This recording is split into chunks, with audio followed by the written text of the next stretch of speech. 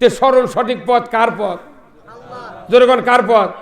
না কাল মার্সের, ফেরাউনের, নমরুদের, হামানের কোন নেতার পথ? কার পথ সোজা? ওই পথে চললে মুক্তি হবে, অন্য কোনো পথে মুক্তি মিলবে না। এখন মনে করেন এই যে আমার করার পরামর্শ দেওয়ার কারণে আপনি এতগুলো দোয়া পেলেন, নিয়ামত পেলেন, আর আমার আল্লাহ বলছেন তুমি যে ইহদিনের সিরাতাল মুস্তাকিম, আল্লাহ তুমি সরল সঠিক সিধা পথে পরিচালিত করো। বলুন তো, সরল সঠিক সিধা পথে পরিচালিত করার কথা, পরিচালিত হওয়ার কথা, ওই সঠিক পথে চলার কথা নবী রাসূল বলেছিলেন, কথা ঠিক কিনা? হযরত ইব্রাহিম আলাইহিস সালাম বলেছিলেন নমরুদ আগুনত ফেলে দিয়েছে, কথা ঠিক কিনা? মুসা আলাইহিস সালাম বলেছিলেন ফেরাউন তারা ধরে 12টা রাস্তার ভেতর দিয়ে আল্লাহ দরিয়ার ভেতর পার। আমরা কি রাসূলের নেতৃত্ব মেনে নিতে পারি? কারা কারা মেনে নেবেন দুহাত তুলে আল্লাহকে দেখান, লিল্লাহি তাকবীর। রাসূলের নেতৃত্ব যারা মেনে নেবে তারা আল্লাহর জান্নাতে যাবে, সুবহানাল্লাহ। কিন্তু আমি নামাজ পড়লাম, রোজা করলাম, সব করলাম, রাসূলের নেতৃত্ব মানলাম না, জান্নাতে যে যাওয়া যাবে? তাহলে আমাদের সবচেয়ে জরুরি, আল্লাহ নিজে বলছেন আমাকে যদি ভালোবাসতে চাও রাসূলের নেতৃত্ব মেনে নাও। যেরকম আল্লাহু আকবার। কার নেতৃত্ব? আসুন আমরা কোরআন থেকে সেই নেতৃত্বের কথা শুনবো, যে পথে চললে আল্লাহ জান্নাত দেবে, এই পথের কথা কোরআনে আছে না নাই?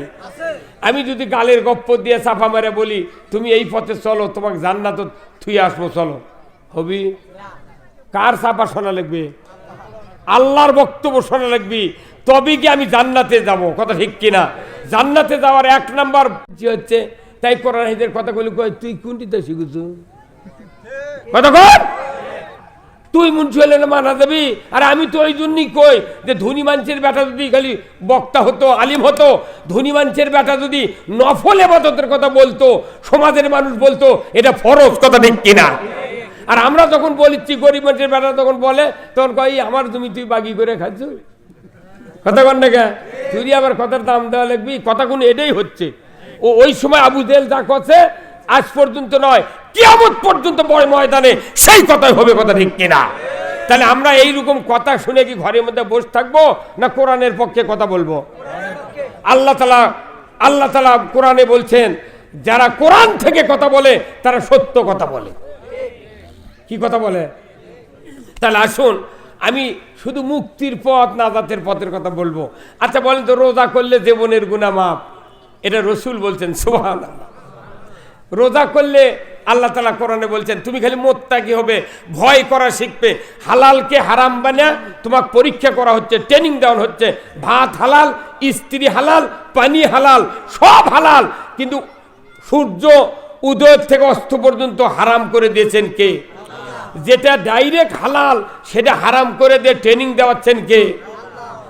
তাহলে যদি ডাইরেক্ট হালাল হোক হারাম করে দিয়ে আল্লাহ ট্রেনিং দেওয়ায়, সেই মানুষ আবার হারামের কাছে পরে যাওয়া যাবে? হ্যাঁ, তাহলে এই দেশে সুদ চলে, ঘুষ চলে, জেনা চলে, চুরি